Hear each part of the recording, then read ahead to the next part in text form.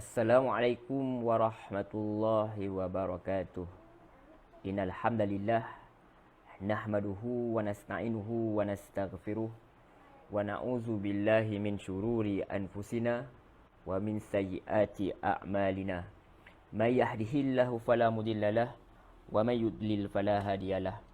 Asyhadu an la ilaha illallah wahdahu la syarikalah wa asyhadu anna Muhammadan abduhu wa rasuluh. Qala Allah Ta'ala ba'da a'udzu billahi minasyaitonir rajim. Ya ayyuhalladzina amanu taqullaha haqqa tuqatih wa la tamutunna illa wa antum muslimun. Rabbi shrah li sadri wa yassir li amri wahlul 'uqdatam min lisani yafqahu qawli. Amma ba'd. Alhamdulillah thumma alhamdulillah. Biiznillah, dengan izin Allah Subhanahu wa taala, kita dapat bertemu sekali lagi alhamdulillah dalam pertemuan kita, dalam halaqah kita, dalam perkongsian kita di pagi hari ini. Alhamdulillah, setelah kita menunaikan solat subuh, alhamdulillah dengan izin Allah Subhanahu wa taala kita dapat bertemu sekali lagi dalam program kita ini. Mudah-mudahan Allah Subhanahu wa taala sentiasa merahmati kita semua dalam setiap pertemuan kita, dalam setiap apa juga yang kita lakukan di muka bumi Allah ini. Sebelum itu, apa khabar tuan-tuan, puan-puan, muslimin, muslimat yang dirahmati Allah Subhanahu wa taala? Semoga berada dalam keadaan yang sentiasa sihat, sejahtera, sentiasa dirahmati Allah Subhanahu wa taala, sentiasa menjadi orang yang positif, menjadi orang yang sentiasa yakin, bersangka baik dengan Allah Subhanahu wa taala dalam apa jua keadaan, apa jua yang melanda. Mudah-mudahan Allah SWT sentiasa memberi kita kekuatan untuk sentiasa mengikut segala petunjuk dia dan menjauhi segala larangannya, insya-Allah. Amin ya rabbal alamin. Baik, alhamdulillah, tanpa kita membuang masa lagi, insya-Allah hari ini kita akan memperbincangkan ayat yang seterusnya daripada surah Al-Baqarah. Sebelum ini kita telah pun memperbincangkan ayat-ayat daripada surah Al-Baqarah sehinggalah ke ayat yang ke-256, di mana pertemuan sebelum ini kita telah pun memperbincangkan berkenaan dengan darjat para rasul itu, di mana Allah SWT memberi kelebihan kepada mereka daripada segi sudut mujizat-mujizat yang berbeza. Tetapi kita sebagai orang beriman, tidaklah kita membeza-bezakan langsung antara para rasul ini. Mereka ada kelebihan-kelebihan yang tertentu yang Allah SWT berikan di sisi Allah SWT. Tetapi di sisi kita, mereka semua adalah para rasul yang telah pun menjalankan amanah Allah, yang telah diberikan kepada mereka untuk menyampaikan risalah. Sebab tu mereka para rasul bermakna mereka itu adalah penyampai risalah, dan kita tidak ragu-ragu langsung dengan perkara tersebut. Jadi bukan sekadar kita tidak ragu-ragu dan kita mengamalkan apa yang telah dibawa oleh semua para rasul, iaitu apa? Dari segi sudut tauhid dan akidahnya, iaitu berpegang kuat kepada tali Allah Subhanahu wa taala. Sebab itu antara yang kita akan bincangkan hari ini, insya-Allah. Jadi juga kita telah membincangkan berkenaan dengan ayatul kursi, ayat yang cukup famous lah, ayat yang semua orang tahu, tetapi kita telah membincangkan berkenaan bagaimana untuk kita lebih menghayati, supaya kita lebih menghayati ayatul kursi itu sendiri. Bukan sekadar mantra yang dibaca berulang-ulang, tetapi benar-benar kita memahaminya dari sudut tadaburnya, dari sudut akidahnya, dari sudut tauhidnya, bahawa kita hanya bergantung kepada Allah Subhanahu wa taala semata-mata, terutama dalam perkara yang tidak ada langsung daya upaya untuk kita usaha ikhtiar, dan tidak ada langsung. Kadang-kadang kita sampai kepada ada satu ketikanya kita tahu hanya Allah SWT sahaja yang boleh bantu, tak ada orang boleh bantu. Ada ketikanya kita sampai kepada keadaan begitu, dan dalam apa juga keadaan pun, walaupun orang lain boleh bantu, kita tahu hakikat sebenarnya yang memberi keizinan untuk orang itu membantu kita adalah semua dengan izin Allah. Sebab hendak menggerakkan jari kita, hendak membuka kelopak mata kita pagi nak pergi nak solat subuh itu sendiri pun, semuanya kekuatan itu datang daripada Allah SWT. Cukup berat mata itu hendak dibuka. Kalau orang yang selalu angkat dumbbell ni, orang yang selalu angkat berat ni, rasa mudah lagi nak angkat berat daripada nak buka mata pada waktu pagi itu untuk menunaikan tanggungjawab kita kepada Allah SWT itu solat subuh, dan kalau yang lebih baik adalah di masjid. Itulah bagi yang berkemampuan untuk melakukan perkara tersebut. Tetapi sekurang-kurangnya kita cuba minta kekuatan kepada Allah SWT. Kita sedar bahawa setiap kekuatan itu datang daripada Allah SWT. Itu antara yang boleh kita tadabbur daripada ayatul kursi ini, bahawa Allah SWT yang memelihara segala-galanya, memberi kekuatan kepada kita. Dia tidak mengantuk, dan bahkan dia tidak tidur, dia tidak mengantuk, apatah lagi tidur. Jadi kita ada Allah SWT yang boleh kita harapkan selama 24 jam dan tidak ada waktu, bahkan tidak ada waktu cuti pun. Allah SWT ni sentiasa boleh kita hubungi dia tanpa sebarang perantara. Jadi apabila telah jelas perkara tersebut, bahawa Allah SWT itu sendiri adalah Tuhan yang Esa, tidak ada sekutu baginya, maka tidak adalah paksaan dalam memeluk agama Islam itu, kerana itu telah jelas dan nyata. Orang yang ada akal yang sihat, dia mengkaji, dia membuka hati, minda dia dan hati dia, dada dia untuk Islam, maka dia akan sedar bahawa Allah SWT itu adalah Tuhan dia. Kalau dia buka betul-betul mata dia kaji betul-betul, dia dengar apa yang orang ajar itu mengikut Quran dan Sunnah, maka akhirnya dia akan buat kesimpulan ini adalah agama yang sebenarnya. Maka Allah SWT dengan yakin mengatakan bahawa tidak ada paksaan bagi orang yang hendak memeluk agama Islam ni, sebab telah jelas pun untuk orang yang berakal sihat bahawa dia antara jalan yang benar dan jalan yang sesat. Siapa yang mengikut Tagut, siapa yang ingkar pada Tagut dan beriman kepada Allah, maka sungguhnya dia telah berpegang kepada tali yang nyata. Tagut ini kita telah jelaskan bahawa apa sahaja yang membuat kita jauh daripada Allah SWT. Kalau duit menyebabkan kita jauh daripada Allah SWT, maka dialah Tagut. Kalau adik-beradik menyebabkan kita jauh daripada Allah SWT, maka dia Tagut. Apa saja kalau kawan-kawan menyebabkan diri kita jauh daripada Allah SWT, maka dia boleh jadi Tagut. Apa sahaja yang menyebabkan kita lalai, kita jauh daripada Allah SWT, itulah dikatakan sebagai Tagut. Maka dijelaskan seterusnya insya-Allah pada ayat yang seterusnya, iaitu daripada ayat 257. Insya-Allah mudah-mudahan Allah izinkan untuk kita memperbincangkannya dengan semampu bolehlah. Sebagai manusia yang penuh dengan kelemahan, kita minta kekuatan daripada Allah SWT. Ini ayat dia, kita hanya menyampaikan, kita bukan kata pakar, kita bukan orang yang cerdik sangat, kita hanya manusia biasa yang hendak tadabbur ayat-ayat Allah SWT, semua dengan izin dia, insya-Allah. Baik. A'udzubillahi minasyaitonirrajim. Aku berlindung kepada Allah, dengan Allah daripada godaan syaitan yang direjam. Allahu waliyul ladzina amanu yukhrijuhum minaz zulumati ilan nur. Allahu wali. Allah itu wali. Jadi kalau diterjemahkan, Allah itu pelindung.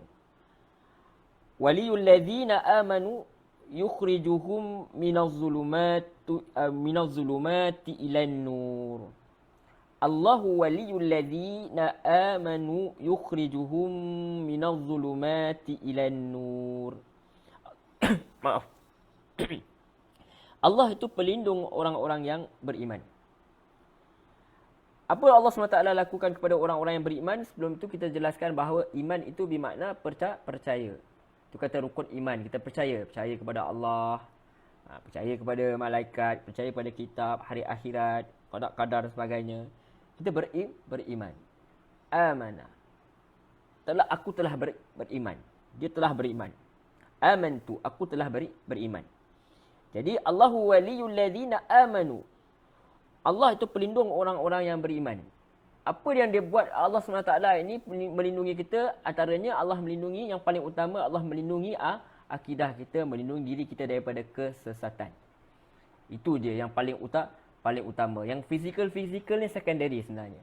Yang paling utama ialah melindungi kita daripada jatuh ke arah kesesatan. Kita kena letak bahawa ada orang dia memang lumpuh pun, tak boleh berjalan pun. Dia ditimpa tomahan, dia ditimpa pelbagai musibah, orang tak suka dia dan sebagainya. Tapi itu bukanlah yang paling utama. Allah kata Allah lindung. Bila kata Allah lindung, ini bukan semestinya fizikal, tapi Allah lindung hati dia, akidah dia. Allah lindung iman dia. Itu yang lebih utama. Tentu saja Allah boleh melindungi kita daripada sebarang mara bahaya dan sebagainya. Tetapi fizikal kita tidak dicederakan dan sebagainya. Tapi yang paling utama ialah Allah lindungi diri kita daripada akidah kita daripada tersesat. So Allah kata Allah lindung para nabi, para rasul. Tapi kita tahu ada para nabi, ada rasul ada nabi yang mati dibunuh pun. Tetapi apa yang Allah lindungi sedangkan Allah kata Allah lindung pada nabi ini. Jadi sebenarnya yang paling utama ialah Allah lindungi akidah mereka. Allah lindungi iman mereka daripada menuruti hawa nafsu, syahwat, kaum-kaum dia. Dan tentu saja Allah juga melindungi fizikal juga, seperti mana Allah lindungi para nabi juga. Ada juga nabi-nabi yang Allah lindungi mereka daripada dianiaya, daripada diperapa-apakan fizikal mereka. Tapi yang paling penting dalam ayat ini ialah Allah lindungi orang-orang beriman, Allah lindungi mereka daripada tersesat. Allahu waliyul ladzina amanu yukhrijuhum minadh dhulumati ilan nur. Jadi sebelum kita tadabbur lagi ayat ni, Allah itu yang bermaksud Allah pelindung orang-orang beriman, dia keluarkan mereka daripada kegelapan kepada cahaya keimanan. Jadi kalau kita lihat kepada ayat ni, insya-Allah kita akan lihat lebih lanjut. Tapi sebelum tu kita nak cuba bincang-bincang sikit apa maksud wali tu. Dengan lebih lanjut ini, insya-Allah kita kena rujuk sedikit daripada misalnya kalau sini saya rujuk kepada tafsir Misbah misalnya. Saya rujuk kepada tafsir Misbah, apa maksud wali itu sendiri. Jadi menurut beliau, menurut pengarang tafsir Al-Misbah ini, kata wali bermakna pada asal dia bermaksud sesuatu yang langsung datang, yang terus datang atau berada sesudah sesuatu yang lain. Jadi bermaksud kat sini bahawa dia tidak ada perantara antara keduanya. Jadi kalau kita boleh faham daripada penjelasan ini bahawa maksudnya bila kata wali ini, Allah melindungi kita terus. Allah tak memerlukan perantara untuk melindungi kita. Jadi maksudnya apabila kita memohon perlindungan kepada Allah SWT, Allah SWT terus sahaja menyampaikan pertolongan itu. Jadi maksudnya kita tak perlu nak minta kepada berhala ke. Kita tidak perlu nak melalui wasilah-wasilah tertentu ke. Kita tak perlu melalui orang ni atau orang itu. Kita hanya terus kepada Allah SWT dan Allah SWT akan langsung terus membantu kita. Tentu sajalah Allah datangkan perkara-perkara lain yang boleh membantu kita misalnya. Tetapi yang paling penting adalah Allah datang, kita boleh mohon pertolongan kepada Allah SWT tanpa sebarang perantara. Jadi hubungan kita di antara Allah SWT itu tidak ada perantara. Itu kata wali. Tak perlukan sesiapa pun untuk recommendkan kita. Kita boleh minta sendiri kepada Allah SWT. Dan bahkan kalau kita tak minta pun, Allah pun tak tahu pun kita dalam kesusahan, dalam kebuntuan, dan Allah tiba-tiba sahaja kita tak tahu menahu, Allah dah bagi kita jalan keluar. Itu yang keistimewaan yang ada pada orang beriman. Allahu waliyul ladzina amanu. Allah tu wali, Allah tu pelindung. Allah itu pelindung. Allah melindungi manusia ni pada orang-orang yang beriman ini daripada apa yang paling utama, seperti mana kita katakan tadi, Allah lindung kita daripada kesesatan. Allah lindung kita daripada kekeliruan. Di antara nak tahu mana jalan yang benar, mana jalan yang lurus. Semua itu telah jelas pun. Allah telah jelaskan dalam Al-Quran. Allah datangkan pada Nabi dan Allah letak dalam jiwa kita sendiri mudah untuk menerima perkara tersebut. Jadi di sini apa yang Allah katakan, Allahu wali, Allah tu pelindung. Alladzina amanu, orang-orang yang beriman. Yang paling utama Allah buat apa? Allah buat yukhrijuhum minaz zulumati ilan nur. Jadi Allah keluarkan mereka ini daripada apa? Az-zulumat. Bila perkataan zulumat sini, kita katakan zulumat ini bermakna bermaksud banyaknya pelbagai kegelapan. Kalau satu kegelapan kita panggil zoom. Zoom je. Satu sahaja. Bermakna gelap. Bila kata zulumat, banyak kegelapan. Kegelapan malam. Kalau kita katakan kegelapan malam, lepas tu kegelapan kalau dalam hujan tu kita katakan, sebelum ni kita bincangkan dalam berkenaan anak orang munafik tu, di mana kegelapan malam, kemudian ada lagi hujan lah menyebabkan awan tu lebih gelap. Dahlah gelap malam, gelap lagi dalam laut pula. Kalau tenggelam dalam laut pula, di bawah laut pula. Jadi dia bertimpa-timpa, berlapis-lapis kegelapan itu.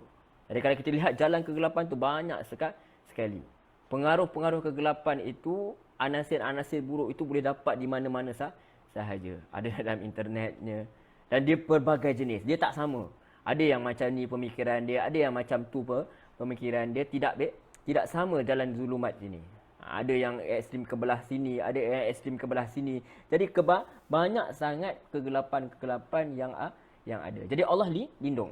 Allah bukan sekadar lindung sahaja, dan Allah juga boleh mengeluarkan manusia daripada kegelapan itu. Kita sendiri banyak perkara-perkara yang kita buat, kadang-kadang banyak lagi perkara yang kita buat yang menjauhkan kita daripada Allah SWT. Dan Allah itu kita minta kepada wali itu sendiri, itu Allah pelindung kita untuk lindung kita daripada kegelapan-kegelapan itu. Kita lihat mula-mula misal kita didik anak kita. Kita balik dari sekolah, macam-macam perkara dia bawa misalnya. Sebab dia dah ada pengaruh-pengaruh lain. Kalau salah bawa, kita boleh kata boleh membawa kepada jalan-jalan yang tidak sepatutnya. Na'udzubillah. Jadi Allah itu kita kena pasal pada awal-awal kepada anak kita, kepada siapa sahaja, orang-orang terdekat kita siapa sahaja, bahawa Allah itu wali. Allah yang akan melindungi kita daripada kesesatan iaitu zulumat itu. InsyaAllah. Baik. Jadi bila Allah keluarkan daripada kegelapan-kegelapan, Allah keluarkan daripada kegelapan-kegelapan ilan nur. An-nur di sini Allah tak gunakan jamak, Allah tak gunakan plural. Yang Allah gunakan di sini adalah apa? Allah gunakan perkataan singular saja, itu mufrad, itu an-nur. Bermakna cahaya. Jadi jalan cahaya itu tuan-tuan, puan-puan, muslimin, muslimat yang dirahmati Allah Subhanahu wa taala, jalan cahaya itu satu saja. Tuan-tuan minta maaf sekejap ya.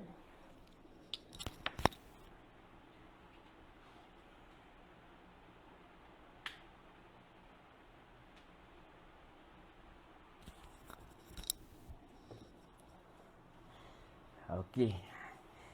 Baik, jadi kita katakan tadi, minta maaf, minam zulumati ilan nur. Kita daripada kegelapan kepada satu cahaya saja, an-nur.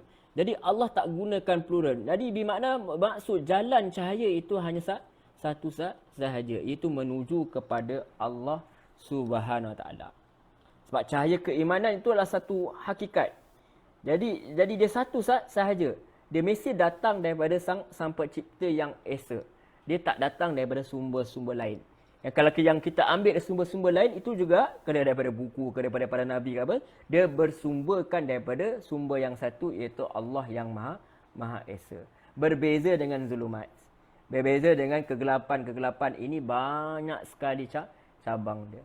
Banyak sekali ragam dia. Jadi apabila cahaya iman itu dia dah meresap ke dalam kalbu seseorang, dalam hati seseorang, maka cahaya itu akan menerangi jalan dia, dan dia boleh menepis segala kegelapan yang menimpa diri dia, jadi sebagai perisai. Itu Allahu waliyul ladzi amanu yukhrijuhum minadh zulumati ilan nur. Dia Allah tu wali, pelindung orang-orang yang beriman, dia keluarkan mereka daripada kegelapan kepada jalan cahaya. Baik. Kemudian Allah kata walladzina kafaru. Dan berbeza dengan orang yang beriman tadi, walladzina kafaru awliya'uhumut taghutu yukhrijunahum minan nuri ila zulumat. Allah Subhanahu wa taala berfirman, dan orang-orang yang kafir, walladzina kafaru, pelindung-pelindung dia siapa? Pelindung-pelindung dia adalah syaitan. Apa syaitan dia buat? Syaitan dia orang yang membisikkan kejahatan, dan dia boleh datang daripada kalangan jin dan kalangan manusia itu sendiri. Siapa saja yang mengajak orang buat kejahatan ini, membuat perkara yang maksiat, yang menjauhkan kita daripada Allah SWT, maka dia jadi syaitan. Dia membisikkan ataupun dia mengajak manusia itu ke arah kesesatan. Baik, itu syaitan. Jadi orang-orang yang kafir ni maksudnya apa? Orang-orang yang ingkar. Orang-orang yang kufur, orang yang tak mahu. Orang yang tak mahu membuka hati dia untuk kepada kebenaran, maka dia telah membuka ruang dia kepada perkara lain. Orang yang meninggalkan sesuatu, biasanya dia akan digantikan dengan sesuatu yang lain. Siapa tinggalkan Allah, maka Allah gantikan dia dengan taghut, Allah gantikan dia dengan syaitan. Jadi setiap satu yang ditinggalkan mesti ada berganti dia. Kita akan buat perkara yang lain. Jadi kalau kita tinggalkan Allah SWT sebagai pelindung kita yang boleh melindungi kita daripada segala kesesatan yang paling utama dan perkara-perkara lain, bukan fizikal sahaja, yang paling utama ialah melindungi kita daripada akidah kita, daripada lari daripada jauh daripada kesesatan itu, daripada termasuk dalam kesesatan itu, maka orang kafir, yakni orang yang menjadikan orang-orang yang kufur kepada Allah SWT, yang enggan mendengar apa tu yang dibawa daripada Allah tu, dalil yang datang daripada Allah, maka dia itu adalah siapa pelindung dia? Pelindung dia syaitan. Dia jadikan syaitan itu sebagai pelindung dia. Jadi syaitan akan buat apa? Yang cahaya yang dia dapat tadi, apa dia buat? Yukhrijunahum minan nuri ila zulumat. Dia keluarkan mereka daripada cahaya, yakni cahaya keimanan tu tadi, kepada kegelapan. Hiduplah dia dalam gundah gulana, dalam kesesatan demi kesesatan. Orang yang dah biasa buat maksiat, orang yang dah biasa hidup dalam kesesatan, dia sebenarnya jiwa dia tak tenang. Datang pandangan lain, dia ikut pandangan tu pula. Datang lagi ke orang lain pula bawa macam ni, dia lebih terus sesat dan terus tenggelam dalam kegelapan. Akhirnya balik dia menuju kepada Allah SWT dalam keadaan yang rugi. Mudah-mudahan Allah lindungi kita semua daripada perkara tersebut. Sebab tu Nabi SAW ajar kita pegang kepada Quran dan Sunnah tu. Siapa gigit Quran Sunnah tu, gigit dengan gigi geraham tu, gigit kuat-kuatnya Quran dan Sunnah itu, semaya manusia itu tidak akan sesat selama-lamanya. Sebab asalnya manusia ini sebenarnya, sebab tu Allah kata di sini, apa kerja Taghut? Dia keluarkan manusia itu daripada cahaya. Sebab secara fitrahnya, kalau menurut hadis riwayat Bukhari dan Muslim itu, manusia itu dilahirkan dalam keadaan fitrah. Dia suka kesucian. Dia sukakan kepada kebaikan. Dia cenderung kepada kebaikan. Tapi makin lama dia besar, dia akan berkenalan dengan orang ini, itu dan ini. Kalau dia tidak terus-menerus berpegang kepada cahaya Allah, dia tidak berpegang kepada kitab Quran, tidak berpegang kepada kebenaran, sunnah dan sebagainya, benda-benda yang pandangan-pandangan yang mendekat, yang membawa kita kepada Quran dan sunnah, maka akhirnya dia akan terjerumus ke dalam kegelapan, dan akhirnya bukan satu kegelapan yang akhirnya membawa dia susah untuk kembali ke jalan Allah SWT. Sebab tu ada orang dia sanggup, dia akhirnya dia tinggalkan Islam itu sendiri, dia murtad daripada Islam, ataupun dia masih lagi kekal sebagai Islam tetapi dia tidak beramal lagi dengan perkara Islam itu. Bahkan dia merasakan bahawa apa yang dia ada ni cuma adalah amalan nenek moyang semata-mata, dan dia tinggalkan perkara tersebut. Maka rugilah apabila berlaku perkara tersebut. Allah kata sebab balasannya sangat teruk sekali, iaitu ulaika ashabun nar. Mereka itulah para penghuni neraka. Hum fiha khalidun, dan mereka itu kekal di dalam dia. Jadi kita dapat lihat bahawa kalau dia sebenarnya tak nak mesti dia ada dua pelindung sebenarnya.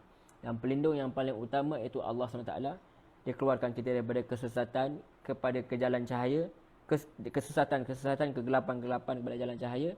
Dan ada juga yang lagi satu ialah syaitan itu, dia itu menentang Allah SWT. Dia keluarkan kita daripada cahaya, daripada satu cahaya kepada kegelapan. Jadi kita doa kepada Allah SWT supaya ya Allah jadikanlah kita ini termasuk daripada orang-orang yang beriman, orang-orang yang sentiasa mengikut petunjuk Allah SWT. Orang-orang yang sentiasa tetap keimanan dia. Sebab tu Nabi ajar kita doa, kita doa ya muqallibal qulub tsabbit qulubana ala dinik. Ya Allah, yang wahai Tuhan yang membolak-balikkan hati, jantung hati ini, tetapkanlah kami ini dalam agamamu. Itu sentiasa kita jangan tinggalkan langsung perkara tersebut. Sebab kita tak tahu apa yang akan mendatang lagi. Banyaknya lagi fikrah-fikrah yang menyalahi fikrah Islam itu sendiri, menyebabkan kita sentiasa nak harapkan diri sendiri tak mampu. Jadi kita kena minta perlindungan itu daripada Allah SWT supaya diri kita, zuriat kita dilindungi daripada perkara-perkara ini, dan kita kena yakin bahawa Allah SWT sahaja yang mampu melindungi kita. Dan salah satu cara dia ialah, cara yang terbaik ialah untuk melindungi kita daripada nak kena imun ni, nak vaksin ni diri kita ni dengan apa? Dengan Quran dan sunnah. Kita kena vaksin diri kita dengan Quran dan sunnah itu supaya kita selamat daripada kesesatan-kesesatan yang banyak sekali ragamnya itu. Wallahu a'lam. Kita teruskan pada ayat 258 ringkas. Alam tara ilal ladzi hajja Ibrahim fi rabbih an atahu Allahul mulk. Jadi Allah SWT, bila Allah dah bagi tahu, Allah itu mengeluarkan manusia daripada kegelapan-kegelapan kepada satu cahaya. Kemudian Allah bagi tahu ada syaitan yang mengeluarkan manusia daripada cahaya. Dia fitrah, dia sukakan kebaikan. Dia lahir, semua manusia ini lahir dalam keadaan fitrah. Yang menyahudikan, memajusikan itu ibu bapa dia. Allah SWT, Nabi mengatakan perkara tersebut. Maka bila Allah telah beritahu bahawa ada dua pelindung, itu yang pelindung yang sebenar, yang hakiki itu Allah. Pelindung yang palsu itu adalah syaitan. Maka Allah bagi contoh. Manusia yang mendapat perlindungan, bagaimana keadaan manusia yang mendapat perlindungan daripada Allah dan bagaimana manusia yang mendapat perlindungan daripada syaitan. Di sini Allah datangkan manusia, iaitu Nabi Ibrahim itu sendiri. Di mana kita tahu Nabi Ibrahim ini dibesarkan dalam keadaan keadaan kaum dia sendiri di sekeliling dia, bahkan dia katakan Azar itu bapa dia itu, walaupun kata ada bapa saudara, ada kata bapa. Itu bukan perbincangan kita di sini, tetapi dia dibesarkan dalam keadaan penyembah berhala. Tetapi di situ Allah mengeluarkan Nabi Ibrahim ni daripada terlibat dengan aktiviti kaum dia yang menyembah berhala itu. Dia tidak terlibat langsung dalam perkara tersebut. Pada Nabi tidak langsung pernah menyembah selain daripada Allah SWT, walaupun sebelum dia jadi Nabi pun. Jadi kita lihat bahawa memang adanya manusia yang dilindungi oleh Allah SWT, nama dia Ibrahim. Allah datangkan satu kisah ini kepada kita, kepada Nabi Muhammad SAW, dan sampaikan kepada kita. Alam tara ilal ladzi hajja Ibrahim fi rabbih an atahu Allahul mulk. Adakah tidak kamu melihat kepada orang yang berhujah, orang yang berdebat, iaitu siapa dia? Ibrahim. Kepada Ibrahim, orang ini dia berdebat dengan Ibrahim. Fi rabbihi, tentang Tuhannya. An atahullahul mulk, kerana Allah telah memberinya kerajaan, kekuasaan ke atas kaum dia. Kadang-kadang bila kita diberi pangkat darjat, kita diberi kuasa, misalnya dalam sini dia seorang raja, maka dia merasai seolah-olah kerajaan itu adalah kerajaan dia. Dia seolah-olah dia merasakan bahawa dia adalah Tuhan. Dialah orang menguasai rakyat dia. Dia telah menguasai segala. Sedangkan sebenarnya kerajaan itu Allah yang berikan. Allah boleh naikkan kerajaan, Allah boleh runtuhkan kerajaan. Itu kuasa Allah SWT, kuasa mutlak Allah SWT. Sebab apabila kita diberi kekuasaan, sebenarnya dia adalah ujian kepada kita. Apa sahaja tu, utama diberi kekuasaan, itu adalah ujian Allah SWT. Jadi kita dapat lihat di sini, dia sombong sekali manusia ini, raja ini, kerana dia merasakan dia ada segala-galanya, maka dia berdebat dengan Nabi Ibrahim ini tentang Tuhan. Jadi siapakah raja ini? Kebanyakan tafsir wallahu alam dikatakan nama dia adalah Namrud al-Babili, iaitu penguasa Babylon. Dia ini apa dia buat dengan Nabi Ibrahim ni? Dia berdebat dengan Nabi Ibrahim tentang Tuhannya, itu Allah SWT. Sebab apa? Sebab dia rasa dia tu memiliki segala-galanya, seolah-olahnya dia adalah Tuhan di kawasan dia itu. Jadi idz qala Ibrahim rabbiyallazi yuhyi wa yumit. Kenapa dia berdebat dengan Nabi Ibrahim ni? Tentu saja sebab Nabi Ibrahim itu menyampaikan risalahnya kepada raja ini, kepada lelaki ini. Apa kata Nabi Ibrahim? Qala Ibrahim rabbiyallazi yuhyi wa yumit. Tuhanku yang dia itu menghidupkan dan dia itu mematikan. Dia hidupkan, dia matikan. Tetapi orang yang sombong ni dia terpedaya dengan kekuasaan dia terpedaya dengan kerajaan yang dia ada, maka dia pun memberi pandangan yang berbeza dengan Nabi Ibrahim ni. Dia kata, oh Tuhan kau, seolah dia kata, oh Tuhan kau hidupkan dan matikan. Dia jawab apa? Dia jawab, dia qala ana uhyil wa umit. Dia pula minta maaf, qala ana uhyi wa umit. Dan Namrud berkata, dikatakan tu Namrud, dan dia ini, lelaki ini kita katakan, ana uhyi, aku hidupkan, wa umit, dan aku matikan. Jadi bila Nabi Ibrahim mengatakan bahawa Allah tu hidupkan, Allah tu matikan, dia kata aku hidupkan, aku matikan. Maksud nak tanya, aku pun boleh hidupkan orang, aku pun boleh matikan orang. Sama sahaja seperti Tuhan kamu Ibrahim. Jadi bila kita kata sebelum ni, kita dah lihat dalam ayatul kursi. Allah datangkan secara teori, di sini orang yang datang ini, Nabi Ibrahim ini orang-orang yang betul beramal kepada teori tersebut. Itu betul-betul meyakini bahawa Allah SWT itu sahaja yang mampu menghidupkan, Allah SWT itu sahaja yang mampu mematikan. Tak ada. Kita tidak ada kekuatan untuk mencipta pun sebenarnya. Allah SWT boleh cipta satu benda itu daripada tiada kepada ada, kosong. Allah boleh cipta air. Misal kita manusia daripada air mani misal. Macam mana hebat pun saintis tidak boleh akan mencipta air mani itu daripada from scratch, daripada tiada. Maksud kalau dia boleh cipta pun dia kena ambil bahan-bahan untuk mencipta. Dia kena adunkan, dia kena buat sesuatu. Macam kita nak buat air, kita tak boleh buat air. Kita boleh bancuh air. Itu bezanya kita dengan Tuhan tu. Tuhan boleh mencipta air itu sendiri. Kita kena ambil air, ambil serbuk kopi, kacau, bawah gula ke bawah susu, baru dia jadi air kopi susu. Kalau tidak, kita tak boleh cipta. Kita tak boleh cipta air itu. Ya, kita cuma mengolah bahan-bahan yang telah ada. Jadi Allah itu hidupkan, Allah itu matikan, dan kekuasaan Allah itu mutlak. Tidak ada orang kata kelemahannya langsung. Tapi manusia ini dia menggunakan logik akal, dia kata, oh aku pun boleh buat perkara tersebut. Dia kata, aku pun boleh hidupkan dan aku pun boleh matikan. Kalau kita rujuk dalam tafsir As-Sa'di, tafsir karangan As-Sa'di ini, dia kata apa yang dimaksudkan dengan orang itu ialah saya boleh bunuh orang yang saya kehendaki dan saya boleh biarkan hidup orang yang saya kehendaki. Itu maksud dia, aku hidupkan dan aku matikan.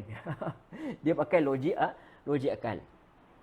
Dia jawab kepada kalau kata-kata bahasa orang yang buruk lah ni. Kita kata, oh Tuhan kau hidupkan, Tuhan kau matikan, aku pun boleh biarkan orang tu hidup, aku boleh biarkan orang tu, aku boleh bunuh orang kalau aku nak, aku boleh biarkan dia kalau aku tak nak. Sebab dia kuasai rakyat-rakyat dia. Dia boleh ambil saja mana-mana rakyat dia boleh bunuh sesuka hati jika dia mahu. Dan dia boleh biarkan orang yang dia tak mau bunuh, bagi dia itulah hidupkan dan matikan. Sedangkan apa yang Nabi Ibrahim cakap ni, apa yang Allah lakukan itu adalah pada hakikatnya benda yang tiada itu Allah hidupkan. Kita ini sebelum ni tidak ada, entah mana-mana kita ni.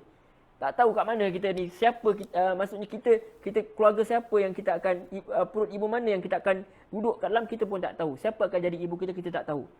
Allah SWT sahaja yang mengetahui segala-galanya. Allah izinkan kita berada dalam rahim ibu kita, kemudian kita keluar, kita jadi manusia seperti ini.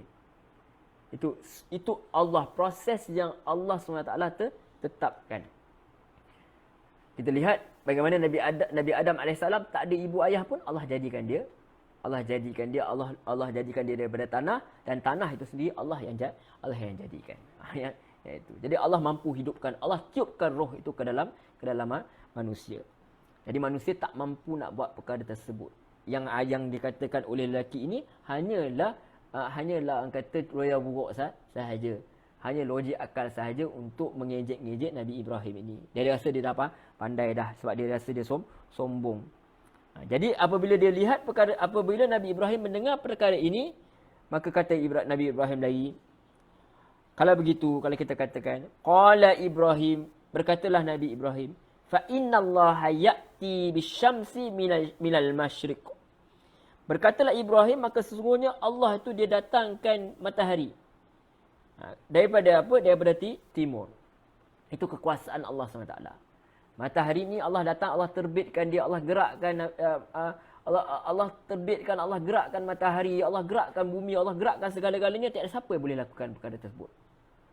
Sampai sekarang pun kalau kita hebat mana pun saintis, dia tak boleh nak gerakkan matahari ni. Kalau dia boleh gerak matahari ni, habis hancur dunia. Lari sikit dia paksi matahari ni, habislah kita. Jadi semua itu dalam jagaan Allah Subhanahu taala. Itu semua kuasa Allah Subhanahu taala. Jadi qala Ibrahim fa inna Allah ya'ti bi syamsi minal masyriq. Jadi Allah tu datangkan matahari ini daripada timur. Fa'ti biha minal maghrib. Maka kamu datangkanlah dia daripada barat. Ya, sampai sekarang hebat mana pun manusia, dia tak boleh nak kata hari ni tak nak malam lah, tak boleh. Dia tak boleh gerakkan bumi, dia tak boleh gerak, dia tak boleh buat perkara-perkara tersebut. Setakat dia manusia boleh buat, dia boleh usaha nak turunkan hujan, itu pun dia kena buat pembenihan, itu juga melalui proses-proses yang neutral juga. Itu je dia boleh buat. Tabur benih macam tu sahaja, tapi semua yang nak izinkan hujan tu turun betul-betul pun semua Allah yang izinkan. Manusia boleh ikhtiar macam tu saja. Tapi sampai sekarang manusia tak boleh pun nak kontrol matahari tu.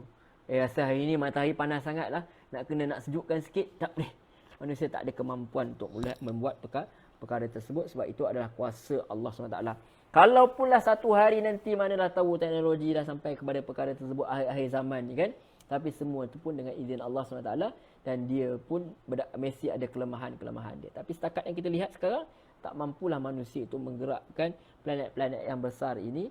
Semua itu adalah di bawah kekuasaan mutlak Allah SWT.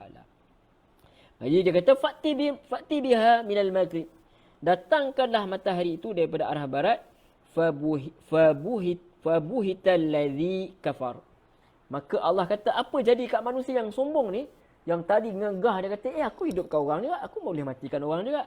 Dia kata, apa kata Allah, apa jadi kepada dia? Maka bingunglah orang kafir itu. Maka tercenganglah orang kafir itu. Kata Allah Subhanahu Wa Taala. Allah kata tadi, apa kita guna perkataan yang Allah gunakan, fabuhital ladzi nakafar. Fabuhital ladzi kafar. Jadi maka tercenganglah orang kafir itu. Jadi Allah SWT tak nyatakan siapa ni, cuma para mufassirin yang mengatakan dia itu adalah Namrud. Apa faedah daripada perkara tersebut? Bermakna siapa sahaja boleh jadi macam ni. Orang-orang macam lelaki ini yang dikatakan Namrud ini wujud pada zaman mana pun. Boleh wujud pada zaman mana je.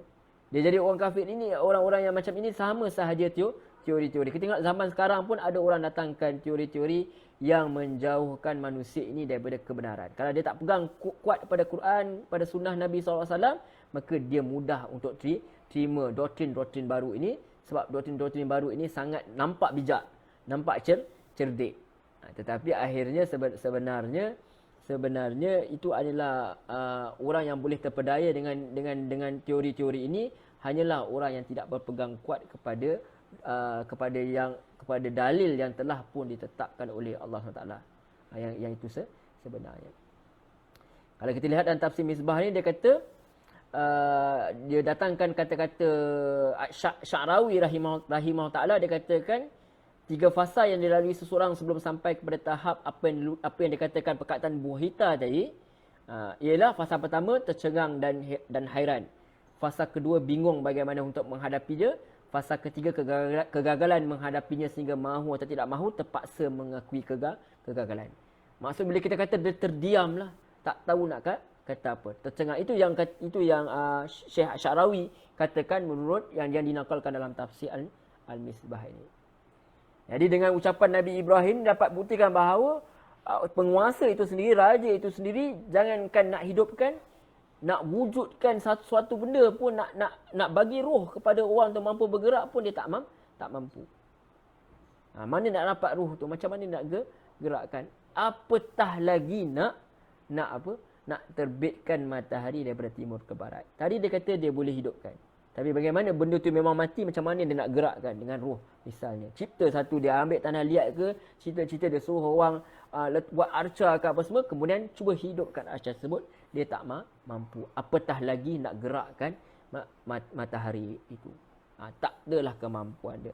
Itu kita dapat lihat bahawa di sini mula-mula Nabi Ibrahim ni dia sampaikan apa yang datang daripada dalil kitab itu sendiri, dalil wahyu daripada Allah SWT. Tetapi apabila manusia itu tidak mahu menerima wahyu itu, maka dia gunakan logik akal lah, ilmu lah. Dia datangkan apa tu ilmu debat. Dia kata dia datangkan apa tu cara untuk berinteraksi dengan manusia itu sendiri. Itu kita katakan. Kadang-kadang manusia itu dia tak nak terima dah, dia tak nak dengar dah. Bab dalil Quran sunnah ni aku memang tolak. Jadi kadang-kadang terpaksa juga kita gunakan kata-kata dakwah menggunakan logik akal supaya manusia seperti ini dia boleh faham.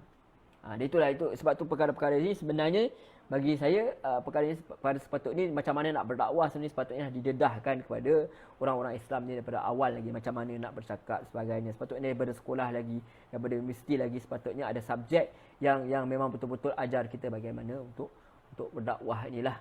Sebab dia adalah suatu perkara yang penting. Bukan kita nak bermusuh, tidak, tetapi kita hendak menyampaikan kebenaran. Mudah-mudahan dia nak dengar. Itu sebenarnya, walaupun di luar sana pun memang ada pun pertubuhan-pertubuhan dakwah, tapi kalau boleh sepatutnya dah ada daripada awal lagi dah, supaya kita boleh bersedia awal untuk menghadapi tomahan-tomahan ataupun menghadapi penentangan-penentangan. Bukan niat kita nak bergaduh, tapi niat kita nak ramaikan lagi orang tahu tentang Allah SWT itu, supaya mereka semua sudi untuk menerima Allah SWT. Kalaupun dia tak nak masuk Islam, sekurang-kurangnya dia tidak bermusuh dengan agama Islam itu sendiri. Sebab la ikraha fiddin. Tidak ada paksaan dalam memeluk agama Islam, sebab telah nyata di antara kebenaran dan kegelapan itu sendiri. Baik. Itu jadi selesai. Jadi menarik sebenarnya ayat ini yang sebenarnya perbincangan awal yang tentang hidupkan dan matikan, tetapi dia dah kata dia boleh hidupkan dan matikan, tetapi Nabi Ibrahim kata gerakkan matahari. Sedangkan nak menghidupkan, nak tiupkan ruh tu pada hakikatnya dia tak mampu nak buat, apatah lagi menggerakkan matahari, maka dia tak mampu nak membela diri dia. Mungkin selepas itu dia buat perkara-perkara yang lain je lah. Ada dikatakan, kalau kita tahu dalam sejarah dikatakan bahawa dia hendak bakar Nabi Ibrahim ke, wallahu a'lam, itu kena tanya kepada orang-orang yang lebih pakar dalam sejarah lah. Tapi apa kita datangkan dalam Quran ini, yang kita bincangkan dalam masa yang singkat ini, hanyalah percubaan kita untuk tadabbur dan ambil pengajaran daripada ayat-ayat yang kita bacakan, kita bincangkan ini insya-Allah. Sebab tu Allah kata apa? Kemudian Allah tambah lagi dalam ayat yang sama 258, wallahu la yahdil qaumaz zalimin. Dan Allah tu tidaklah dia memberi petunjuk kepada kaum yang zalim. Jadi sebenarnya Allah telah memberikan peluang untuk manusia ini beriman sama sahaja. Allah datangkan pada Nabi. Allah datangkan pada Nabi untuk sampaikan kepada mereka, seperti mana lelaki ini, raja ini disampaikan. Tetapi Allah kata setelah, kerana mereka ni orang-orang yang zalim. Orang-orang yang zalim di sini bermaksud orang yang zalim ini antaranya adalah dia itu mengurangkan hak. Maksud dia adalah dia mengurangkan hak Allah SWT itu sendiri. Dia tidak meletakkan Allah SWT itu di tempat yang sepatutnya. Dia itu tempatnya adalah menjadi hamba, dan Allah itu tempatnya adalah menjadi Tuhan. Dia tidak meletakkan perkara tersebut, maka dia telah menjadi orang yang zalim.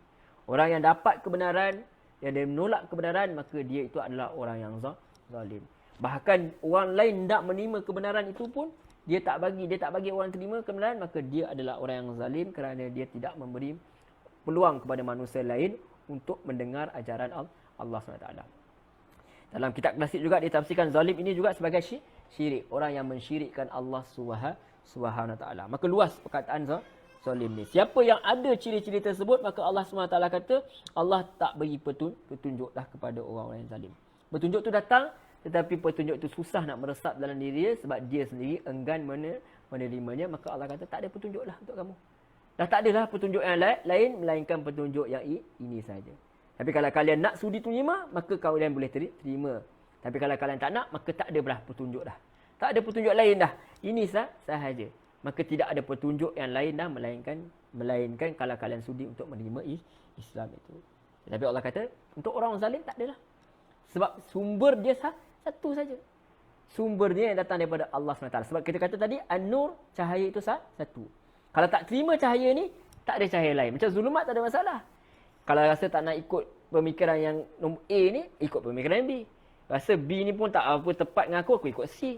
Aku rasa C tak suka lah, aku ikut D. So banyaknya, orang kata kegelapan ni. Tetapi An-Nur ni, kalau kamu tak nak terima yang ini, maka tak ada petunjuk buat kamu. Allah tak bagi petunjuk kepada orang-orang yang zalim.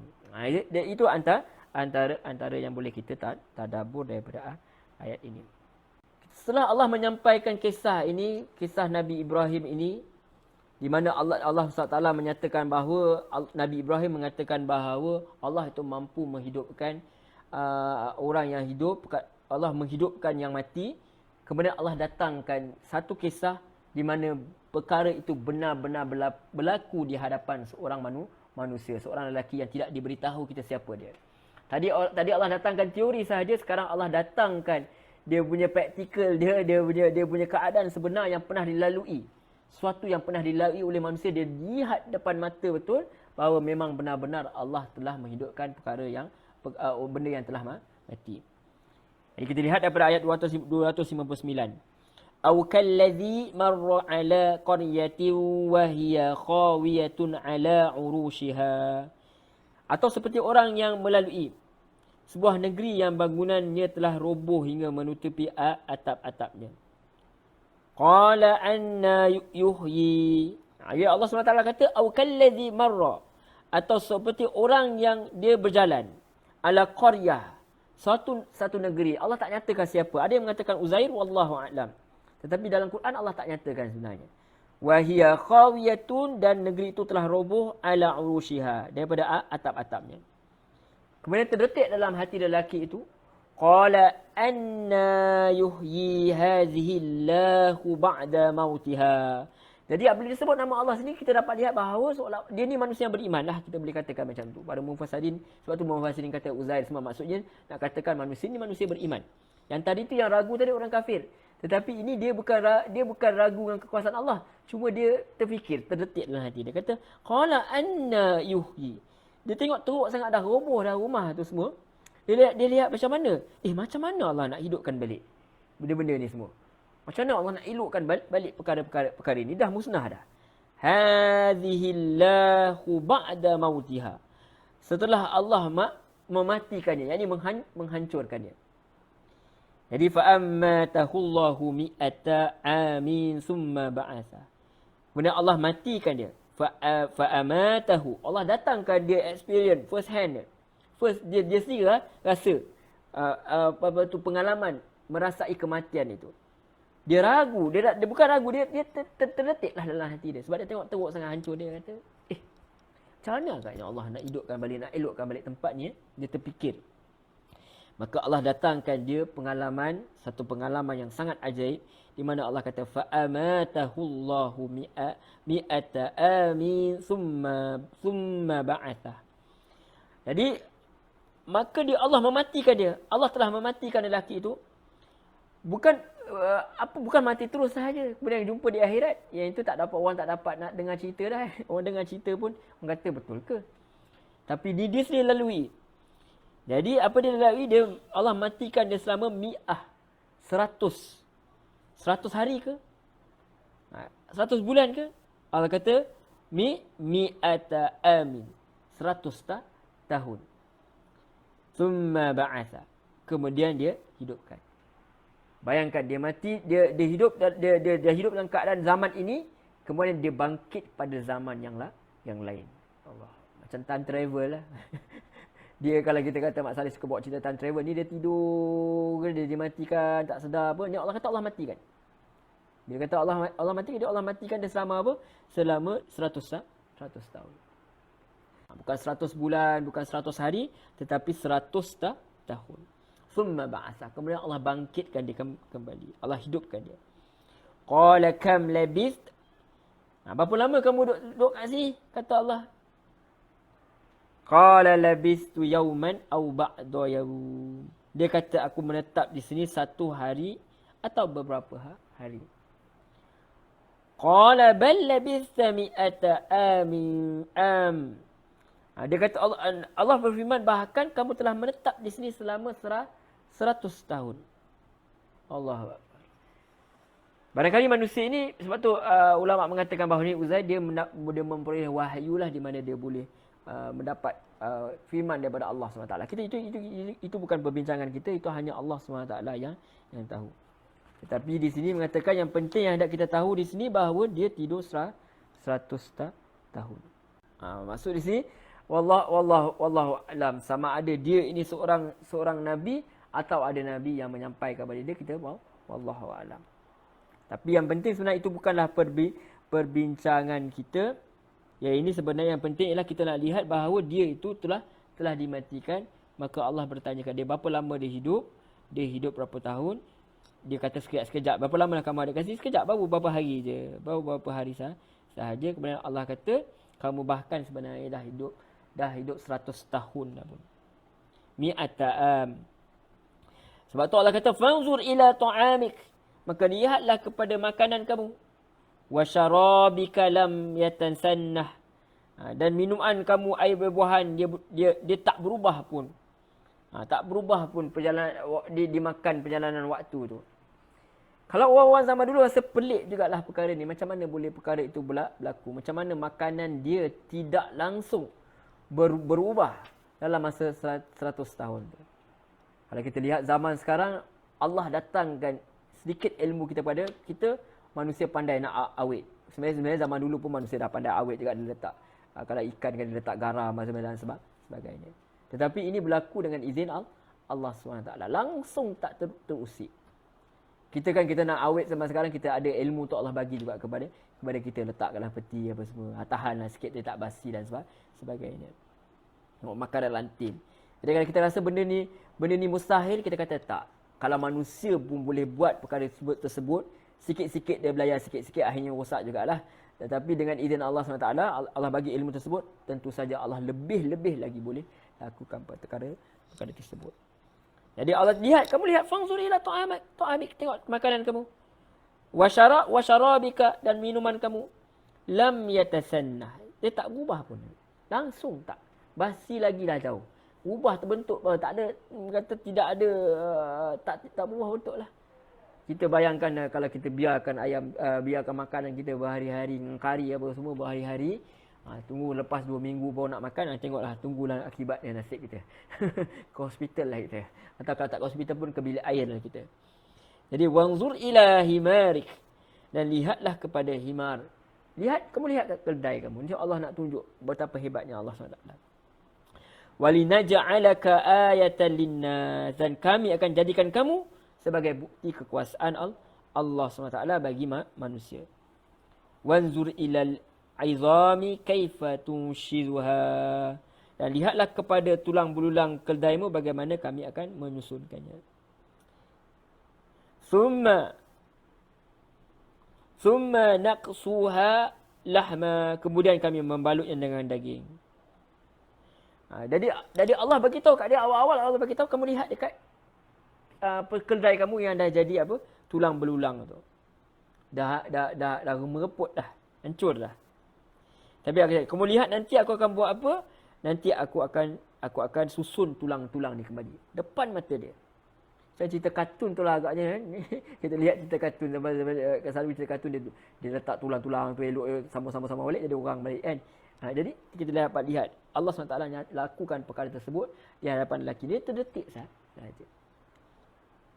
Allah matikan dia 100 tahun. Ini Allah tunjukkan kehebatan dia, hidupkan perkara yang dah mati.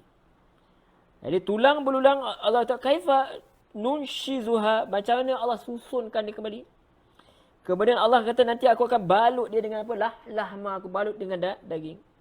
Kemudian depan mata dia Allah kata, Allah cerita kat kita, falamma, maka ketika tabayyan, telah nyata lahu bagi dia. Maksudnya jadi betul depan mata dia.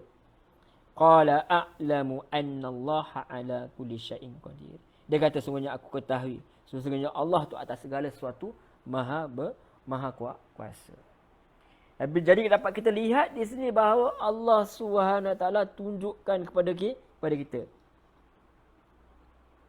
Jadi Allah tunjukkan kepada lelaki ini bahawa dia ini barangkali dia ini seorang nabi lah, sebab dia boleh mendapat perantaraan wahyu tu. Sebab tu ada pada ulama mengatakan dia ni Uzair, wallahu alam. Maka rahmatnya Allah bagi kat dia. Ini rahmat. Dia melihat depan mata kita, menambahkan keyakinan tuan-tuan. Itu rahmat yang Allah beri kepada lelaki ini. Dia dapat lihat bahawa perubahan, dia dapat lihat bahawa himar dia itu sendiri mampu Allah hidupkan kembali. Dan yang dalam 100 tahun yang sepatutnya dah basi dan rosak, Allah boleh kekalkan dia dalam keadaan yang asal. Itu melihat kekuasaan Allah. Allah boleh lindung perkara tersebut daripada rosak, dan Allah boleh elokkan balik perkara yang sudah rosak. Kita tak tahu pun sama ada Allah selepas itu kampung-kampung tu elok ke tidak. Itu bukanlah tanda dia. Sebab dielokkan ke dibangunkan kembali, manusia mampu melakukan. Manusia zaman mana pun, zaman kita tempat yang hancur, dia boleh bina semula. Tetapi apa yang main tadi, macam tadi orang awal-awal tadi, dia cerita pasal aku boleh hidupkan yang mati saja. Tetapi Allah buat lebih hebat daripada itu. Allah cabar dia yang lebih hebat daripada itu. Sedangkan yang hidup dan mati pun dia tak mampu nak buat, apatah lagi dia nak gerakkan matahari itu. Terbitkan matahari daripada barat. Sebab nanti Allah sendiri yang akan terbitkan daripada barat. Itu kemampuan Allah SWT bila kiamat nanti. Dan di sini apa yang Allah tunjukkan? Kau ragu tentang kekuasaan Allah. Kalau boleh katakan macam itu, kau rasa terdetik bahawa Allah boleh hancurkan, Allah boleh elokkan balik. Sedangkan manusia pun boleh buat perkara tersebut. Aku tunjuk yang lebih hebat daripada itu. Iaitu aku boleh hidupkan, aku boleh matikan kau dan aku hidupkan kembali. Dan aku boleh tahan suatu perkara itu daripada mati. Walaupun ada yang kau dah mati 100 tahun. Tetapi makanan kamu masih elok. Tapi keldai kamu mati seperti kamu hidup semula. Kamu hidup semula sebelum daripada keldai itu. Tapi keldai itu dah hancur lebur. Dan Allah hidupkan kembali depan mata dia. Menunjukkan Allah kata, kamu terdetik perkara yang ini, tetapi aku buat hebat-hebat daripada apa yang kamu fikirkan. Itu sebenarnya kita dengan Allah SWT. Kalau kita rasalah, misal kalau kita boleh bawa lah kehidupan kita, kadang-kadang kita ragu-ragu, betul ke Allah boleh keluarkan aku daripada kesusahan? Sedangkan Allah telah buat kita perkara yang lebih ajaib daripada itu. Allah telah pelihara kita dalam rahim ibu kita. Allah bagi kita makan. Masa tu kita tak ada kata kekuatan nak cari rezeki pun. Tapi Allah pelihara kita. Kalau sehebat itu pun Allah boleh jaga kita, apa sangatlah setakat orang kata Allah nak bagi kita rezeki. Dan bagi Allah masih lagi bagi kita keupayaan untuk berusaha. Sebenarnya itu yang sebenarnya kita boleh belajar. Dan tentu sahaja tentulah ini perkara yang nak menunjukkan kita bahawa memang kembali kepada Allah SWT itu adalah sesuatu yang pasti. Kalau kita mahu berfikir. Kalau kita fikirkan mana datang kita ni. Sebelum ni tidak ada nyawa. Siapa yang bagi kita nyawa? Siapa yang bagi kita kekuatan mata dan sebagainya? Ibu dan ayah cuma berusaha untuk mewujudkan kita dengan izin Allah SWT. Tetap berusaha ke arah itu. Tetapi yang bagi mata ni siapa? Daripada setitis air mani itu, macam mana boleh berkembang? Siapa yang kontrol, yang programkan semua itu? Semua itu adalah kekuasaan Allah SWT. Daripada air, tiba-tiba ada mata, ada hidung, ada telinga. Tak ke pelik perkara tersebut? Tak ke ajaib? Tetapi sebab bila kita telah biasa melihat, kita dah lihat kebiasaan. Biasalah, dah 9 bulan keluarlah. Tapi kita tak berfikir, sedangkan sebenarnya itu adalah keajaiban kekuasaan Allah SWT. Apatah sangat setelah kita mati itu Allah nak hidupkan kita. Kalau sebelum ini Allah ciptakan kita daripada tiada kepada ada. Wallahu a'lam. Bahkan kalau kita nak berfikir, kita ni sendiri sebenarnya hidup dan mati ini setiap hari. Bila kita tidur lah, tak ada siapa pun boleh gerak kita.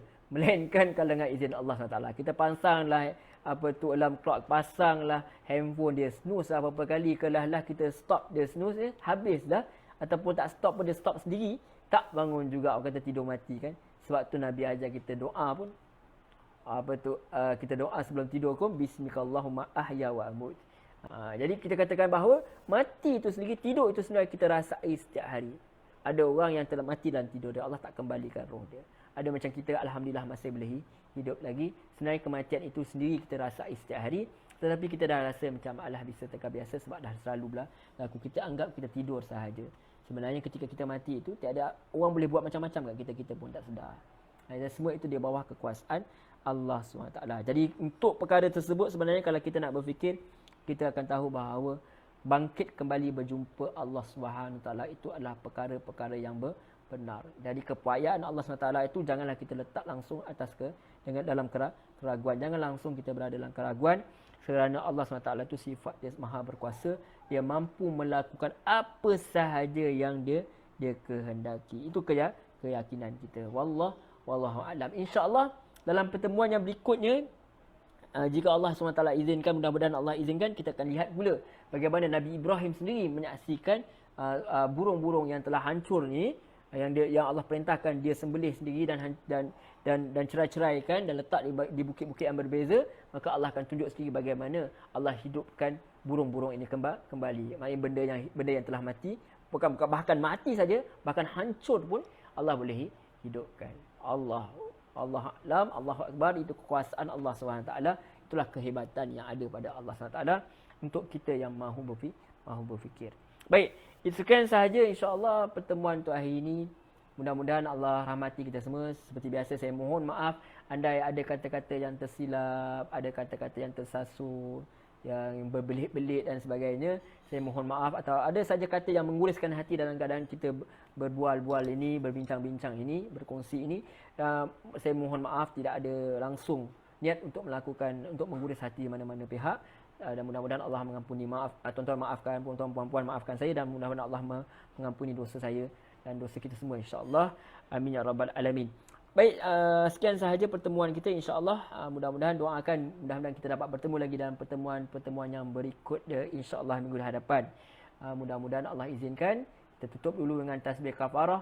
Subhanakallahumma wa bihamdik, asyhadu alla ilaha illa anta, astaghfiruka wa atubu ilaik. Wa sallallahu ala Muhammad wa ala alihi wa sahbihi wasallam. Walhamdulillahi rabbil alamin. Wassalamualaikum warahmatullahi wabarakatuh. Terima kasih banyak tuan-tuan, puan-puan, muslimin, muslimat yang dirahmati Allah.